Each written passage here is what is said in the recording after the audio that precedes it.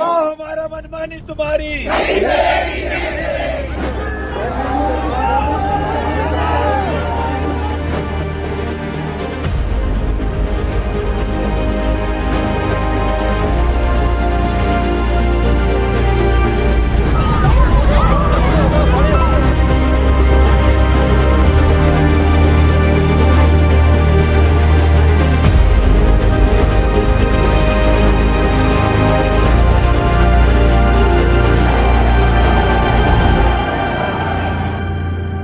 Good evening friends, welcome back to another video another day.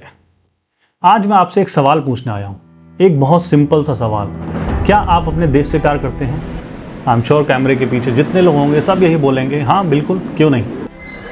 End of course हर किसी को अपने देश से प्यार होता ही है। वो घर हो, ज़मीन हो, अपने लोग हों, अपना शहर हो, हर इंसान को अपनी चीज़ से लगाव होता ही है। अब मेरा दूसरा सवाल, क्या आप अपनी सरकार से प्यार करते हैं? Now here comes the twist. अभी कुछ लोग बोलेंगे हाँ, कुछ लोग बोलेंगे ना। लेकिन जो लोग सरकार से प्यार करते हैं, अगर मैं उनसे कहूं कि भाई ये सरकार तो चोर है, ये सरकार की पॉलिसीज बहुत गलत है, ये सरकार देश के अहम मुद्दों पर कभी बात ही नहीं करती, इसका मतलब ये संपत्ति इकट्ठी करके किसको बांटेंगे? Not in my favour. जिनके ज्यादा बच्चे हैं उनको बांटेंगे। मोदी को 400 सीटें चाहिए ताकि कांग्रेस अयोध्या में राम मंदिर पर बाबरी ताला ना लगा दे। हमारे योगी जी मोदी जी निश्चित ही एक भगवान के रूप में अगर उनको मान लेते तो बुराई नहीं है। विस्की में विष्णु बसे, रम में श्री राम, जिनमें माता जानकी और ठर्रे में हनुमान। लेकिन इसी भीड़ में कुछ लोग ऐसे भी होंगे जो लोग सोचेंगे, अरे भाई देश के दुश्मन हो क्या, सब कुछ तो सही चल रहा, सब कुछ तो सही चल रहा। The actual problem lies in this statement. दिक्कत यही है, हम देश और सरकार को एक समझने लगे हैं। जिनको नहीं पता उनको बता दूं, देश बनता है देश के लोगों से, वहां की संस्कृति से, वहां की जमीन, इतिहास, परंपराओं से। और सरकार को यही देश 5 साल के लिए चुनती है ताकि एक ऑर्गेनाइज सिस्टम बन सके और देश को संभाला जा सके। इसलिए हम सरकार को हमेशा के लिए नहीं, हर 5 साल में दोबारा चुनते हैं, ताकि कोई सरकार जो सक्षम नहीं है, जो देश को नहीं संभाल सकती, उसको हटाया जा सके और दूसरी सरकार लाई जा सके। And the process goes on. इसलिए देश अलग है, सरकार अलग है, बिल्कुल अलग। लेकिन जब आप सरकार से सवाल करना बंद कर देते हो तो आप इस देश के नागरिक नहीं रह जाते, आप बन जाते हो सरकार के गुलाम।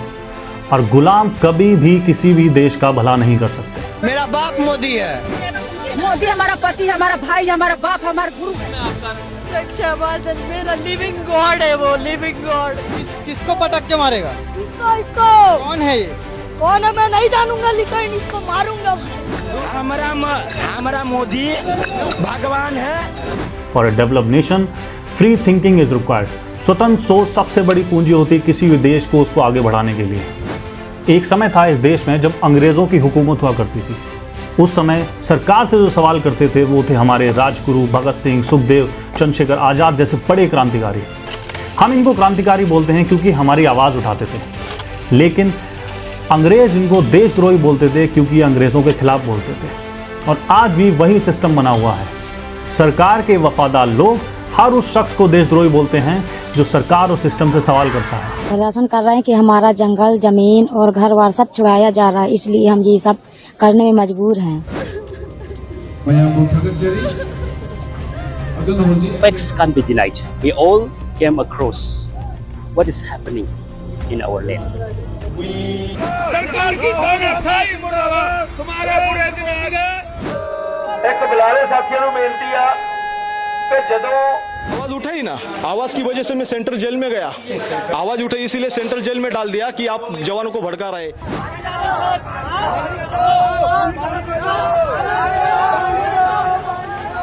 इनके हिसाब से पेपर लीक होते हैं तो चुप रहो, किसी मिनिस्टर्स पर रेप एलिगेशंस लगते हैं तो चुप रहो, कोई पब्लिक को धमकाता है तो चुप रहो, देश की इकोनॉमी डाउन होती है तो चुप रहो, टैक्सेस बढ़ते हैं, डीजल पेट्रोल के प्राइसेस बढ़ते हैं, कोई बड़ा लीडर बड़े मंच पे आके झूठ बोल के निकल जाता है और मिनिस्टर्स करप्शन करते हैं तो चुप रहो।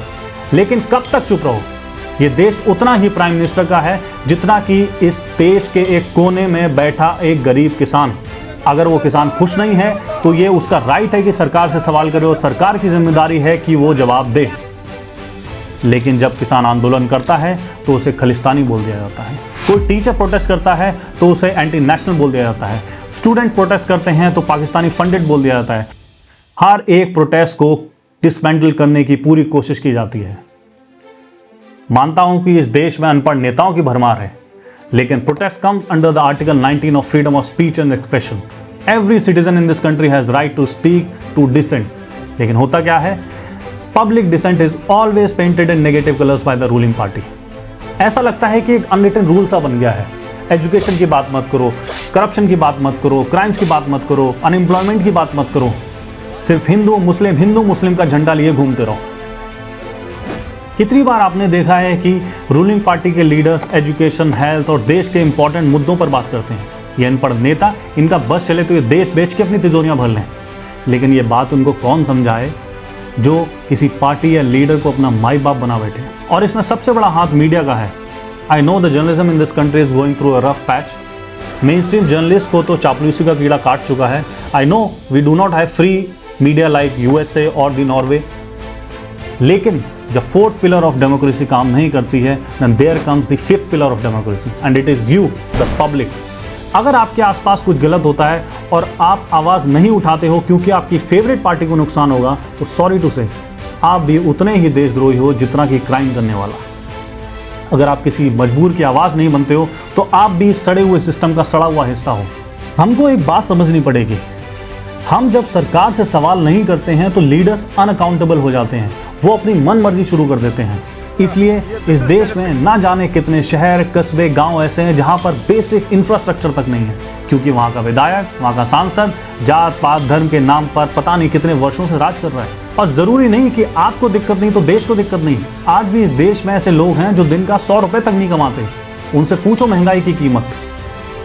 आज भी इस देश में ऐसे स्टूडेंट्स हैं जो अपनी एग्जाम की रजिस्ट्रेशन फीस तक नहीं भर सकते, उनसे पूछो ये पेपर लीक की दिक्कत। अब शायद कुछ लोग सोचेंगे और बोलेंगे कि भाई तो क्या सरकार को अच्छा भी ना बोलें? बिल्कुल नहीं, that's the whole point of this video. हमें भक्ति देश की करनी है, सरकार की नहीं। अगर सरकार कुछ अच्छा काम करती है तो नो डाउट उसकी तारीफ करो, लेकिन जब पार्लियामेंट में क्रिमिनल्स भरे पड़े हैं और आज भी इस देश में 40% ग्रेजुएट्स अनएम्प्लॉयड हैं, तो उस नेता से पूछो जो अनअकाउंटेबल है। उस नेता से पूछो जिसका दायित्व है, चाहे वो राहुल गांधी हो, नरेंद्र मोदी हो, अरविंद केजरीवाल हो। पूछो अगर तुम्हारे मोहल्ले की रोड टूटी है तो क्यों टूटी है। पूछो अगर नेता क्रिमिनल है तो वो पार्लियामेंट में क्यों है। क्यों राम रहीम जैसे रेपिस्ट पैरोल पे बाहर आते हैं और सोनम वांगचुक जैसे देशभक्त को जेल में डाला जाता है। क्यों कोई भी नेता मन से आके माइक पे झूठ बोल के निकल जाता है।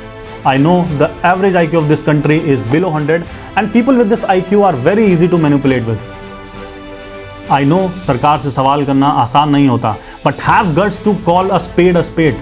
जो इंसान देश हित में गलत को गलत ना बोल सके वो मरा हुआ है। और अगर आप जाग रहे हो तो learn to use your brain. देश से प्यार करते हो तो सरकार से सवाल करो, ऑपोजिशन से नहीं। असली देशभक्ति यही है। इस राजा प्रजा के माइंडसेट से बाहर निकलो। इस देश में ना कोई राजा है ना कोई प्रजा है। Be a responsible citizen, stand with the nation, not with any political party. And now I will end this video with a very popular quote by Jyotiba Phule. शिक्षा के बिना बुद्धि नहीं, बुद्धि के बिना नैतिकता नहीं, और नैतिकता के बिना विकास नहीं। जय हिंद।